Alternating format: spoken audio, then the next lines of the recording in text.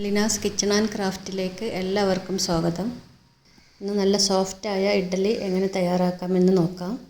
ചോറോ അവിലോ ഒന്നും ചേർക്കാതെയാണ് ഇത് തയ്യാറാക്കുന്നത്. ഇഡ്ഡലിക്ക് വേണ്ട മാവ് തയ്യാറാക്കുമ്പോൾ കുറച്ച് കാര്യങ്ങൾ ശ്രദ്ധിച്ചാൽ ഒട്ടും പുളിയില്ലാത്ത നല്ല പതഞ്ഞ് പൊങ്ങിയ മാവ് റെഡിയായി കിട്ടും. ഇഡ്ഡലി തയ്യാറാക്കാൻ വേണ്ടി ഇഡ്ഡലി റൈസാണ് ഏറ്റവും നല്ലത്. ഇത് 1 ഗ്ലാസ് ഇഡ്ഡലി റൈസ് എടുത്തിട്ടുണ്ട്. അരിയും ഉഴുന്നും വേറെ വേറെ പാത്രത്തിൽ വേണം കുതിർത്തെടുക്കാൻ. 1 ഗ്ലാസ് അരിക്ക് അതേ ഗ്ലാസ്സിൽ തന്നെ 1/2 ഗ്ലാസ് ഉഴുന്ന് വേണം. ഉഴുന്നെടുക്കുമ്പോൾ നല്ല ക്വാളിറ്റിയുള്ള ഉഴുന്ന് തന്നെ എടുക്കാൻ ശ്രദ്ധിക്കണം. ഈ ഉഴുന്നിൻ്റെ കൂടെ 1/2 ടീസ്പൂൺ ഉലുവയും കൂടി ചേർക്കണം. ഇതിന് നല്ലതുപോലെ കഴുകി വൃത്തിയാക്കി 4 മണിക്കൂർ കുതിരാനായി മാറ്റി വെക്കണം. 4 മണിക്കൂറിന് ശേഷം അരിയും ഉഴുന്നും വേറെ വേറെയായിട്ട് അരച്ചെടുക്കണം. ഉഴുന്ന് കുതിർക്കാൻ വേണ്ടി ഉപയോഗിച്ച വെള്ളം തന്നെയാണ് ഇത് അരക്കാൻ വേണ്ടി ഉപയോഗിക്കേണ്ടത്.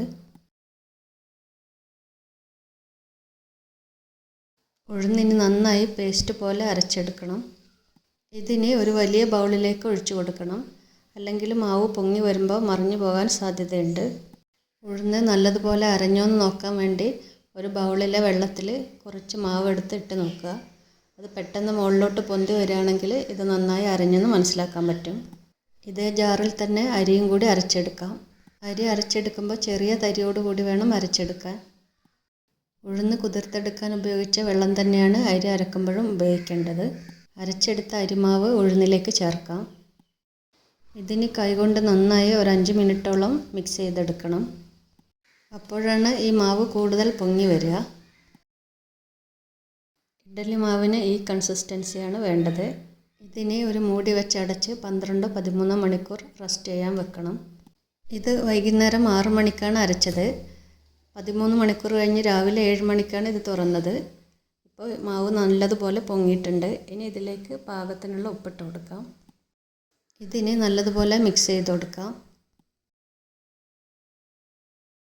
തണുപ്പ് കൂടുതലുള്ള സ്ഥലങ്ങളിൽ മാവ് പൊങ്ങി വരാൻ കൂടുതൽ സമയമെടുക്കും. ഇഡ്ഡലി തയ്യാറാക്കാൻ വേണ്ടി ഇഡ്ഡലി തട്ടിൽ എണ്ണ പുരട്ടി കൊടുക്കാം.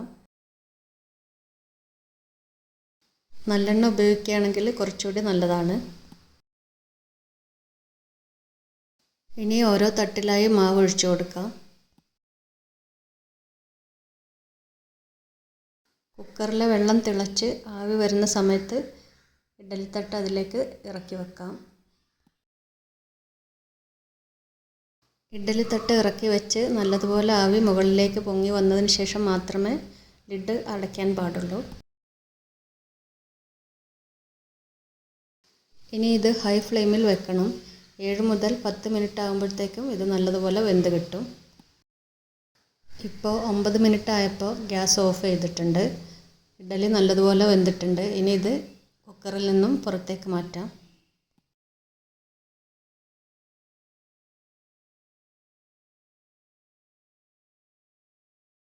ഇഡ്ഡലിയുടെ മുകൾ ഭാഗം ഡ്രൈ ആകാതിരിക്കാൻ കുറച്ച് തണുത്ത വെള്ളം ഇതിൻ്റെ മുകളിലേക്ക് തളിച്ചു കൊടുക്കണം. 3-4 മിനിറ്റ് തണുത്തതിന് ശേഷം ഇതൊരു സ്പൂണ് കൊണ്ട് കോരിയെടുക്കാം.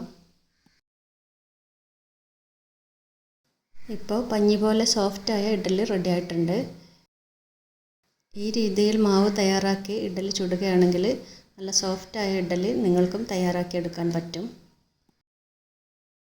ഞങ്ങളുടെ ഇന്നത്തെ ഈ വീഡിയോ നിങ്ങൾക്ക് ഇഷ്ടമായെങ്കിൽ ഞങ്ങളുടെ ചാനൽ സബ്സ്ക്രൈബ് ചെയ്യുക, ലൈക്ക് ചെയ്യുക, ഷെയർ ചെയ്യുക.